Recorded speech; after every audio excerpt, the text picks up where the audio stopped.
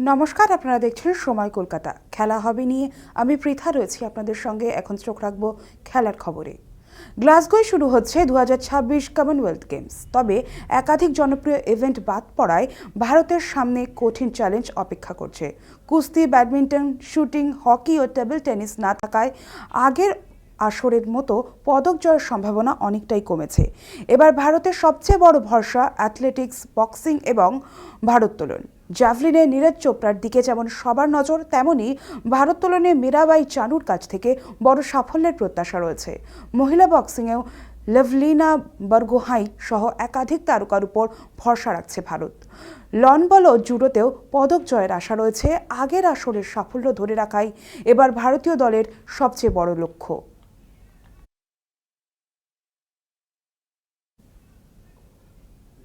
England সফরে bat হাতে সফল না হলেও তরুণ ওপেনার বৈভব সূর্যবংশীর উপর আস্থা হারাননি অধিনায়ক শ্রেয়স আইয়ার। জিম্বাবুয়ের বিরুদ্ধে টি-20 সিরিজের আগে শ্রেয়স জানান, অনুশীলনের মাধ্যমে নিজের দুর্বলতা কাটিয়ে উঠতে কঠোর পরিশ্রম করেছে বৈভব। তার মতে এখন ব্যর্থতার কথা না ভেবে স্বাভাবিক খেলাটাই খেলা উচিত তরুণ ব্যাটারের। অতিরিক্ত চাপ নিলে নিজের সেরাটা বের করে আনা কঠিন বলেও মনে করেন ভারতীয় অধিনায়ক। বৈভব জানিয়েছেন, সাম্প্রতিক উত্থান পতনকে ক্রিকেটের অংশ হিসেবেই দেখছেন তিনি। কোচিং স্টাফের সহযোগিতা ও নিয়মিত অনুশীলনে তার আত্মবিশ্বাস অটুট রয়েছে বলে দাবি তরুণ ক্রিকেটারের। জিম্বাবুয়ে সফরে সুযোগ পেলে দলের জন্য নিজের শতভাগ উজাড় করে দেওয়ার প্রত্যয়ও ব্যক্ত করেছেন বৈভব। এবার মাঠের পারফরমেন্সই সমালোচনার জবাব দিতে মুখিয়ে রয়েছেন 15 বছরের এই প্রতিভাবান ব্যাটার।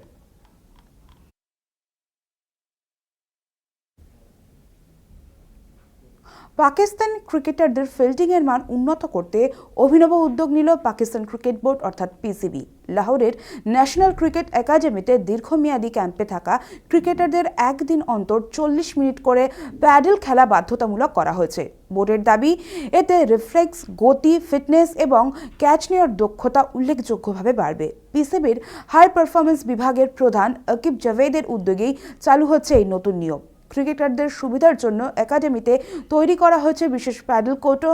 ভবিষ্যতে বাস্কেটবল কোর্ট ও স্কুনার সহ অন্যান্য ইনডোর গেমসের ব্যবস্থাও করা হতে পারে।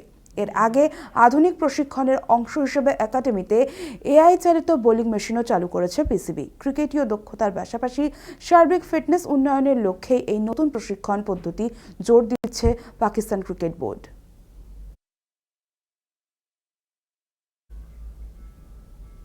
বিশ্বকাপ ফাইনালের পর মাঠে উত্তপ্ত পরিস্থিতির মাঝেও মানবিকতার নজির গড়লেন স্পেনের তরুণ মিডফিল্ডার পাবলো গাভি।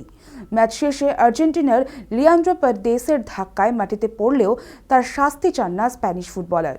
গাভির মতে, দুই দলই আবেগের বশে আগ্রাসী আচরণ করেছে, তাই কাউকে নির্বাসিত করার পক্ষে নন তিনি। তার দাবি, ম্যাচ চলাকালীন রেফারিং আরও কঠোর হলে পরবর্তী বিতর্কের পরিস্থিতি তৈরিই হতো না। গাভি মনে করেন, ম্যাচ পরবর্তী সংঘর্ষের চেয়ে ম্যাচের মধ্যে ঘটে যাওয়া ঘটনাগুলি বেশি গুরুত্ব দিয়ে দেখা উচিত। তবে এই ঘটনার তদন্ত ইতিমধ্যেই শুরু করেছে ফিফা। বিশেষ করে পেরেদেসের আচরণ খতিয়ে দেখা হচ্ছে। তদন্ত শেষে একাধিক আর্জেন্টাইন ফুটবলারের বিরুদ্ধে শাস্তিমূলক ব্যবস্থা নেওয়া হতে পারে। ক্ষমার বার্তা দিলেও শেষ সিদ্ধান্ত এখন ফিফার হাতেই।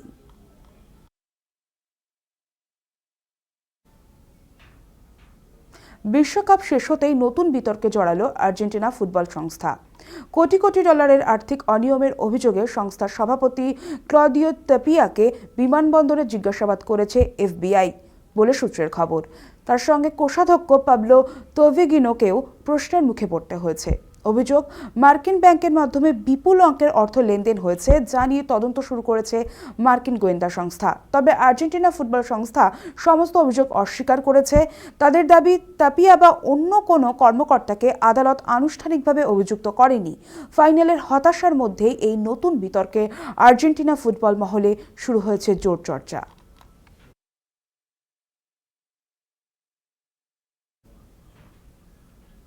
খেলা হবে এখনকার মতো এই পর্যন্তই। খেলার অন্য সমস্ত খবর পেতে চোখ রাখুন সময় কলকাতায়। সময় বলবে সময়ের কথা।